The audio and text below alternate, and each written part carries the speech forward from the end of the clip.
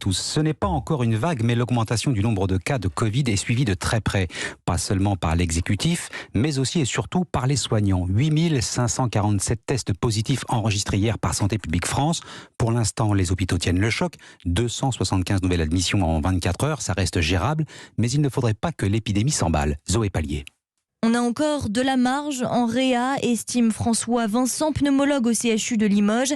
Mais depuis une semaine, il reçoit de plus en plus de patients atteints du Covid. Des cas pas assez graves pour la réanimation, mais qui remplissent quand même les services de l'hôpital. On a ouvert dans mon service en pneumologie 3 lits supplémentaires Covid. On va voir dans la semaine prochaine si la hausse des malades qui arrivent aux urgences augmente. Et là, on sera obligé d'augmenter un peu la voilure de lits spécialisés dans la prise en charge de ces malades. D'autant qu'il y a un décalage de 3 semaines environ entre la hausse des cas et celle des hospitalisations.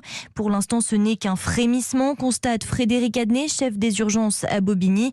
Mais c'est déjà beaucoup pour des équipes épuisées et 80 lits fermés dans l'hôpital. Je ne pense pas que ça puisse avoir la même intensité que les autres vagues, étant donné quand même qu'on a affaire à une population qui est vaccinée. Mais si on a quand même à nouveau un flux de patients, parce qu'il y a moins de lits ouverts, on va être encore plus handicapé que pour la première ou la deuxième vague. Et les soignants espèrent surtout ne pas avoir à rouvrir leurs unités Covid et donc éviter cette fois-ci les déprogrammations. Zoé Pallier.